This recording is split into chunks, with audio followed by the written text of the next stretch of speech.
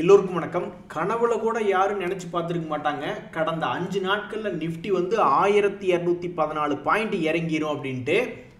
யாருக்கிட்டீங்க பணம் இருக்கு? சரி போனதெல்லாம் போச்சு, மறுபடி புதுசா பணத்தை போட்டு போர்ட்ஃபோலியோ பில்ட் பண்ணி லாபம் பண்ணலாம் அப்படின்ட்டு. ஸோ பல பேர்த்துக்கிட்ட பணம் அப்படின்றது இல்லை.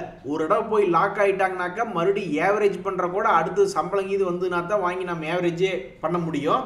இந்த சமயத்தில் ஷேர் மார்க்கெட்டில் இருக்கக்கூடிய புதிய வழிகளை வச்சுக்கிட்டு நம்ம ஏதாவது காஸ்ட் ப்ரைஸை குறைக்க முடியுமா அப்படின்ற மாதிரி பார்க்கலாம். ஒரு உதாரணத்துக்கு இந்த ஸ்டாக் லெண்டிங் அண்ட் பாரோயிங் அப்படின்ற மாதிரிலாம் இருக்குது. இது எத்தனை புரோக்கர்ஸ் ஆஃபர் பண்ணுறாங்க அப்படின்றது தெரில. அது போன்றதில் பார்ட்டிசிபேட் பண்ணலாம். அதே மாதிரி ஜீரோதெல்லாம் ஆக்ஷன் ட்ரேடிங் அப்படின்றதெல்லாம் பார்ட்டிசிபேட் பண்ண முடியும். அதெல்லாம் பார்த்தீங்கன்னாக்கா இப்போ கரண்ட் ரேட் மார்க்கெட் ப்ரைஸ் ஒரு 100 ரூபாய் இருக்குன்னா ஏதாவது ஆக்ஷன் பெனால்ட்டியில் ஆக்ஷன் பண்ணுறதுக்கு வர்றவங்க ஒரு 110 ரூபா 120 ரூபாய்ன்னு போடுறதுக்கு வாய்ப்பு இருக்குது. ஸோ அந்த ஹை ரேட்டில் ஏதாவது தள்ளி விட முடியுமா அப்படின்ற மாதிரி பார்க்கலாம்.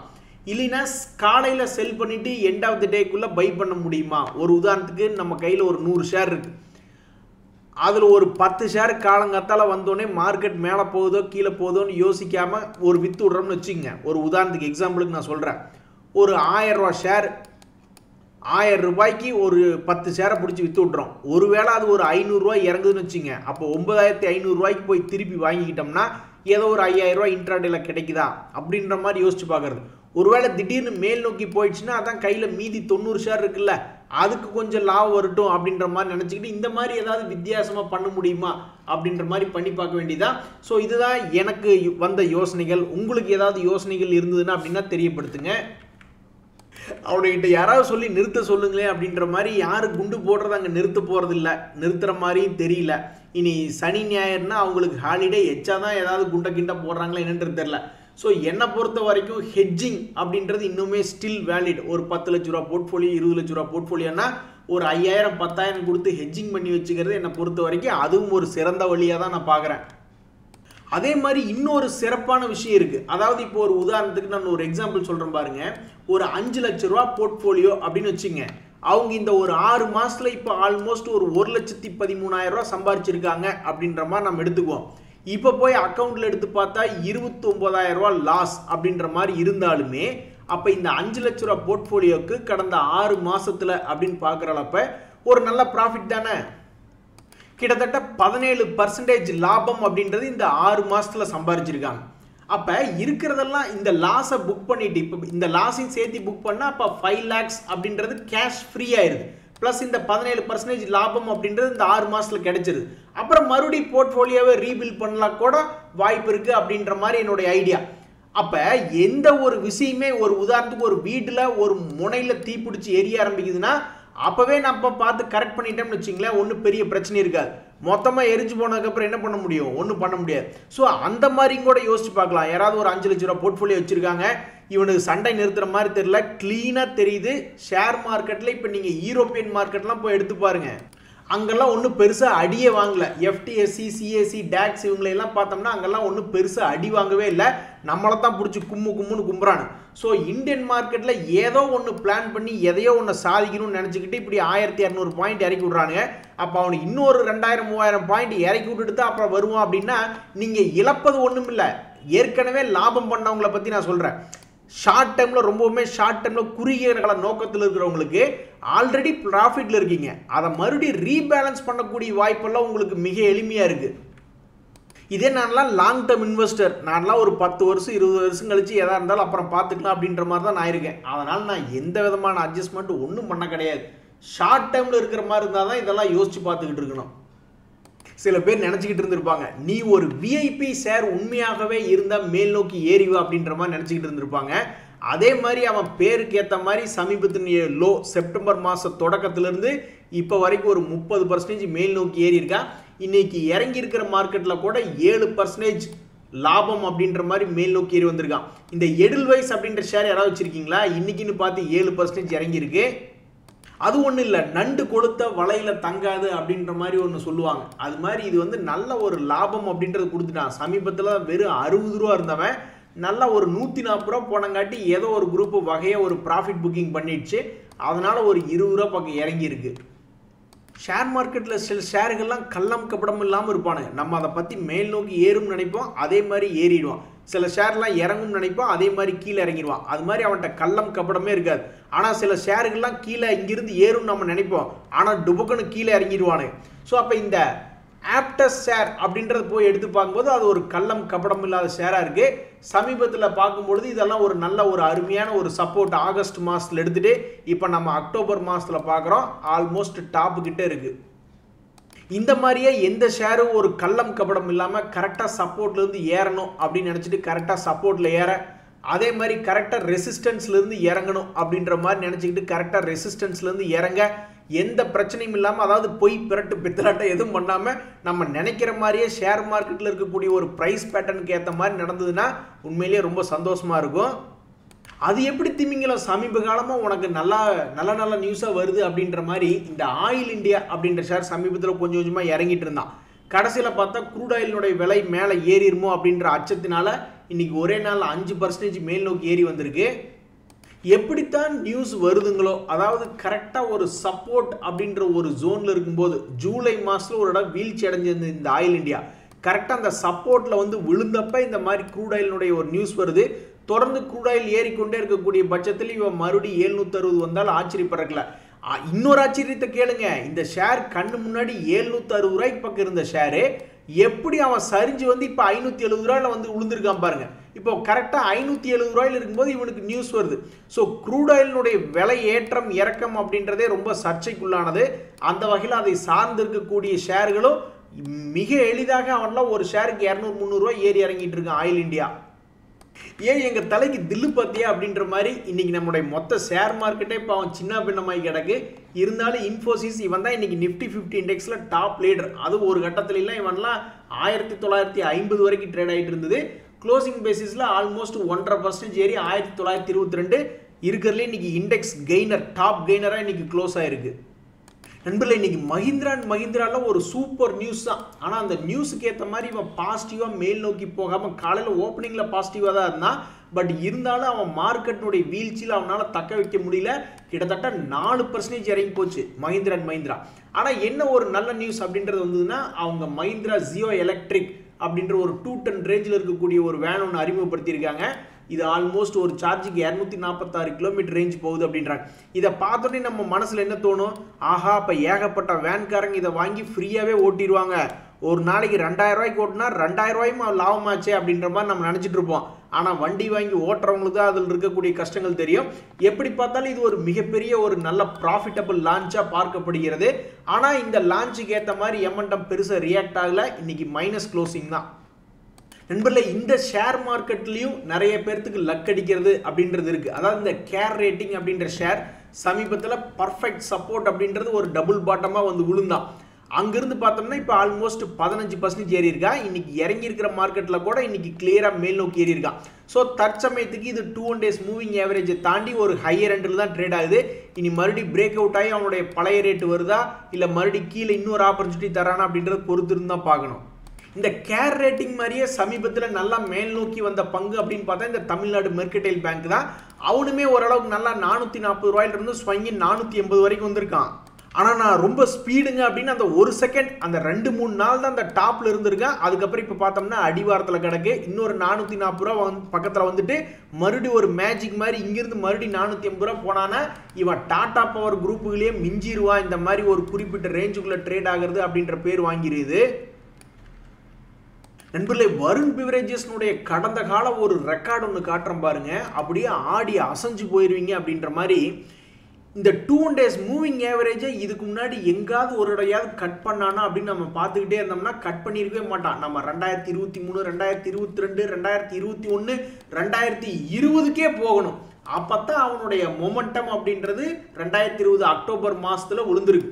ஸோ இப்போ இருக்கக்கூடிய அதே 2024 அக்டோபரில் 3 வருஷம் கழிச்சு அது மாதிரி அவனுடைய ட்ரெண்டு மொமெண்டம் அப்படின்றது பிரேக் அவுட் ஆகுமா இல்லை மறுபடியும் அவனுடைய பாதை மேல் நோக்கி ஏறி ஒரு ஷேருக்கு ஆல்மோஸ்ட் 100 ரூபா ஏறின அவனுடைய பழைய ஹை வரணும்னா அப்போ அந்த மாதிரி ஒரு ஷேருக்கு 100 ரூபா மேல் நோக்கி ஏறுமா இல்லை அவனுடைய ட்ரெண்டை 4 வருஷம் கழிச்சு கீழ் நோக்கி போகுமா அப்படின்றத பொறுத்து இருந்தால் பார்க்கணும்.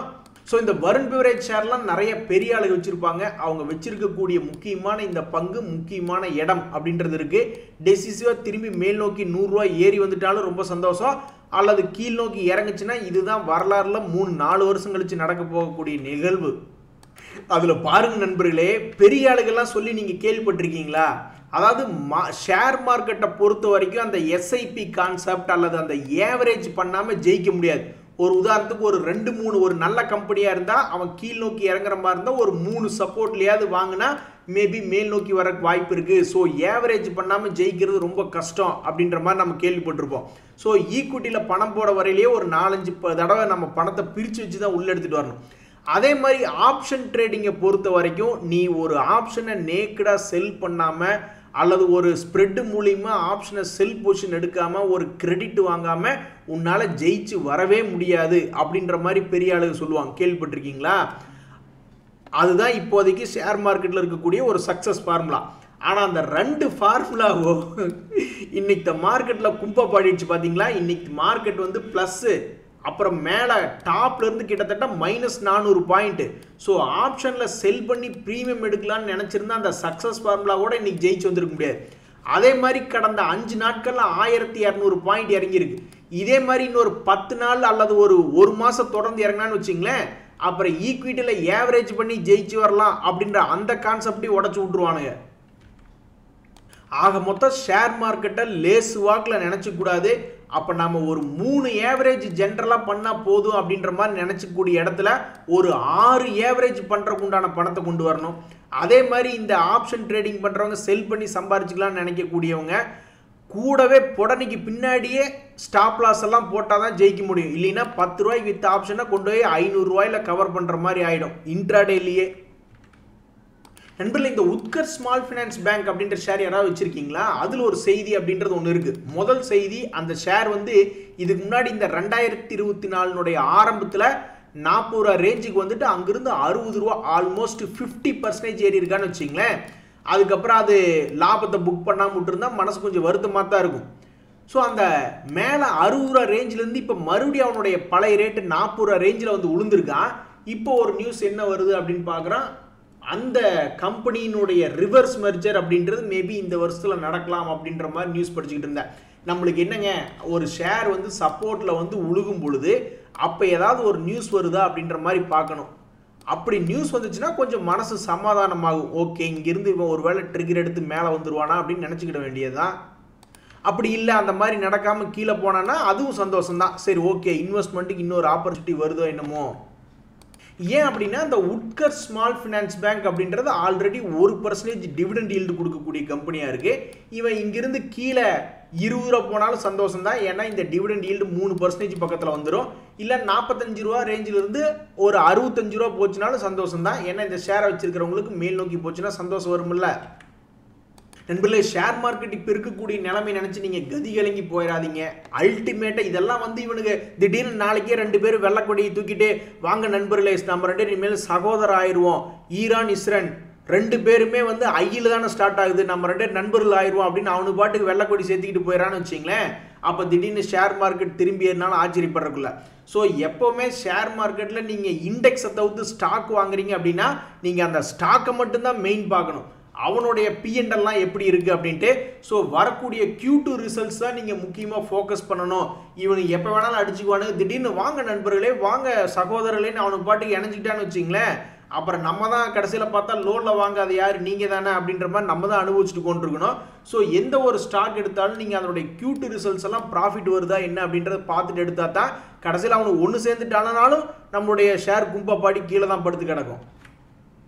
நண்பர்களே, ஒரு முக்கியமான விஷயம், அதாவது அடி எந்த அளவுக்கு நம்ம வாங்கியிருக்கிறோம்னா சட்டை கிழிஞ்ச அளவுக்கு கூட இல்லை, உள்ளுக்குள்ள நம்ம போட்டிருக்கக்கூடிய பனியன் முதல் கொண்டு எல்லாத்தையும் அடி கிழிச்சு விட்டுருக்காங்க. அதாவது அந்த வகையில் பார்க்கும்பொழுது கரண்ட் மார்க்கெட் ப்ரைஸ் அப்படின்றது எப்போவுமே ப்ரீமியத்தில் இருக்கும். எதை விட அப்படின்னு பார்த்தீங்கன்னா ஒரு ஷேர்னுடைய இன்ட்ரின்சிக் வேல்யூவோடவோ அல்லது புக் வேல்யூவோடவோ ஜென்ரலி கரண்ட் மார்க்கெட் ப்ரைஸ் மார்க்கெட்டில் இருக்கக்கூடிய விலை அப்படின்றது மற்ற விலைகளோட பெரும்பாலும் அதிகமாக தான் இருக்கும். ஆனால் இப்போ மார்க்கெட்டை போட்டு அடி சாத்துல என்ன ஆயிருக்கு அப்படின்னு பார்த்தீங்கன்னா ஒரு 4 பேங்குகள் எடுத்து பார்க்குறோம். Union bank, Jammu and Kashmir bank, bank of India, south Indian பேங்க்னு. இந்த ஷேர்களுடைய கரண்ட் மார்க்கெட் பிரைஸ், அதாவது ஷேர் மார்க்கெட்டில் இருக்கக்கூடிய மார்க்கெட் பிரைஸ் என்பது அவங்களுடைய புக் வேல்யூட கம்மியாக போய் ட்ரேட் ஆகிட்டு இருக்கு. இந்த கொடுமையை நான் எங்க போய் சொல்லுவேன் அப்படின்ற மாதிரி தான் பாவம் இந்த 4 பேங்க்ல புலம்பிக்கிட்டு இருக்கு. ஏகப்பட்ட ஷேர்கள் அப்படித்தான் இருக்கு. இருந்தாலும் நம்ம பாப்புலரான கம்பெனியில் எடுத்து பார்க்கல, புக் வேல்யூ என்னடானா 128, அதை விட இந்த யூனியன் பேங்க் கம்மியாக ட்ரேட் ஆகிட்டு இருக்கு. அதே மாதிரி சவுத் இந்தியன் பேங்க்னுடைய புக் வேல்யூ 33 ரூபா, அதை விட கரண்ட் மார்க்கெட் பிரைஸ் 24ல் போய்கிட்டு இருக்கு. ஜம்மு அண்ட் காஷ்மீர் பேங்க் 111 ரூபா அப்படின்றது அதனுடைய புக் வேல்யூ, அதை விட 102க்கு போய் ட்ரேட் ஆகிட்டு இருக்கு. பேங்க் ஆஃப் இந்தியா எடுத்து பார்த்தா அடேங்கப்பா அவன் 155 ரூபா இருக்கணும், ஆனால் 109 ரூபாயில் ட்ரேட் ஆகிட்டு இருக்கான். ஆக மொத்தம் பெரும்பாலும் எல்லா ஷேர்களுமே அந்தந்த ஷேர்களுடைய இயர் லோவில் வந்து ட்ரேட் ஆகிட்டு இருக்கான். அப்போ உண்மைக்கு இங்கிருந்து ஏறினானுங்கன்னா பல ஷேர்கள் 30%லிருந்து 50% அப்படின்றதுக்கெல்லாம் ஏறக்கூடிய பொட்டன்ஷியல் இருக்கு. ஆனால் மார்க்கெட் சப்போர்ட் பண்ணுதா அப்படின்றதா இப்போ கேள்வியா இருக்கு. அட பாவி, அது ஏன்டா என்ன பார்த்து சொன்ன அப்படின்ற மாதிரி இந்த பஜாஜ் ஹவுசிங் ஃபைனான்ஸ் ஷேர் இன்னைக்கு பெருசா இறங்கல, வெறும் 30 பைசா ஏறி இருக்கு. ஆனா என்ன ஒரு நியூஸ் வருது அப்படின்னு பார்த்தோம்னா, இந்த HSBC அப்படின்ற brokerage house வந்து இந்த பஜாஜ் ஹவுசிங் ஃபைனான்ஸ் மேபி கீழே இறங்கிருமோ அப்படின்ற மாதிரி அவங்களுடைய ரேட்டிங்கை கணிக்கிறாங்க. இதனால அது பெருசா கீழே இன்னைக்கு இறங்கல. ஆனா என்ன ஒரு கேள்வி வருதுன்னா, இந்த சொல்லடிக்கு ஓயோ வாய்ப்பில்லை அப்படின்ற மாதிரி வாய்ப்பில்லை ராஜா அப்படின்னு சொல்லிட்டு இது தொடர்ந்து மேல் நோக்கி ஏறுமா, இல்லை இந்த சொல்லடி தாங்க முடியாமல் கீழே விழுந்து விடுமா அப்படின்றத பொறுத்து இருந்தால் பார்க்கணும். இன்றைய இறங்கி இருக்கக்கூடிய மார்க்கெட்லையும் நிறைய ஷேர்கள் 5%, 7% ஏறி சந்தோஷத்தை கொடுத்துருக்கு. அந்த வகையில் இந்த 361 அப்படின்ற ஷேர் யாராவது வச்சிருந்தீங்கன்னா அது இன்னைக்கு ஒரு 5% ஏறி சந்தோஷத்தை கொடுத்துருக்கு. அது மட்டும் இல்லை, கடந்த ஒரு வருஷ பீரியட்ல பார்க்கும்போது ஆல்மோஸ்ட் மேலே தான் இருக்கான். 101% அப்படின்ற சம்பாரிச்சு கொடுத்துட்டு இன்னைக்கும் கூட ஒரு மாதிரி சந்தோஷத்தை 5% ஏறி கொடுத்துருக்கு. நண்பர்களே, நல்ல ஒரு விஷயத்தை ஞாபகம் வச்சுங்க. இப்போ சமீபத்தில் 2023-24 எலெக்ஷன் டைமில் கூட இப்படி இறங்கல. ஒரு வாரம் அப்படின்றது கணக்கு எடுத்து பார்க்கல, 5 நாள் எடுத்து பார்க்கல. 2022 ஜூன் மாதம் தான் மார்க்கெட் இந்த மாதிரி ஹெவியாக கிராஷ் ஆச்சு ஒரு வார கணக்கில் பார்க்கும்பொழுது. அதுக்கப்புறம் இப்போ தான் 2024 ஒரு வாரம், இத்தனைக்கு ஒரு நாள் நல்ல வேளை மகாத்மா காந்தி நம்மளை இன்னொரு தடவை சுதந்திரம் வாங்கி கொடுத்ததுக்கப்புறம் இன்னொரு தடவை காப்பாற்றி விட்டார் அப்படின்ற மாதிரி 4 நாள் தான் இந்த வாரத்தில் ட்ரேடிங் ஆயிருக்கு. ஆனால் 17 லட்சம் கோடி ஷேர் மார்க்கெட்டினுடைய மார்க்கெட் கேபிட்டல் குறைஞ்சிருக்கு. கண்டிப்பாக உங்களுடைய போர்ட்ஃபோலியோலும் பெரிய கும்பா பாட்டா பாடி இருக்கும். இந்த சமயத்தில் தான் கடைசியாக என்ன நம்ம பார்க்க விரும்புகிறோம் அப்படின்னா, இந்த 2022 அந்த ஜூன் மாதத்தில் பெரிய கும்பாவாக இறங்குச்சு பார்த்தீங்களா. அதுக்கப்புறம் என்னாச்சு, இந்த மாதிரி ஹெவியாக இப்படி ஒரு கேப் டவுன் ஆகி 4-5 நாளில் பெரிய அளவில் இறங்குச்சு. அதுக்கப்புறம் என்னாச்சு அப்படின்னு பார்த்தீங்கன்னா, ஒரு குறிப்பிட்ட சப்போர்ட்டில் ஃபாலிங் ஸ்லோப்பிங் லைனில் வந்து ஒரு நல்ல அருமையான ஒரு சப்போர்ட் எடுத்து மறுபடியும் அங்கேருந்து ஒரு ரெக்கவரி அப்படின்றது காமிச்சிருக்கான். ஆனால் இந்த முறை என்ன ஒரு பிரச்சனைனா, அது ஆக்சுவலாக நல்லா சீப்பாக இருக்குது. 18,000லிருந்து 15,000 3000 பாயிண்ட் அப்போவே இறங்கி சீப்பானதுனால நல்லா ஒரு சப்போர்ட் எடுத்து போயிட்டான். இப்போ நம்மளுக்கு என்ன பிரச்சனைனா, நிஃப்டி சீப்பாகவே இல்லை. நிஃப்டி வந்து உங்களுக்கு ஒரு நல்ல சீப் ஆயிடுச்சு அப்படின்ற மாதிரி சொல்லவே முடியல.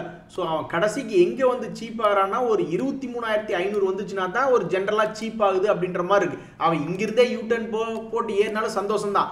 ஆனால் ஒஸ்ட் கேஸ்க்கு மேபி 23,000 வந்துட்டு திரும்புறானா அப்படின்ற மாதிரி மனசில் ஒரு எதிர்பார்ப்பை ஏற்படுத்திக்க வேண்டியதான் அப்படின்றது என்னுடைய கருத்து.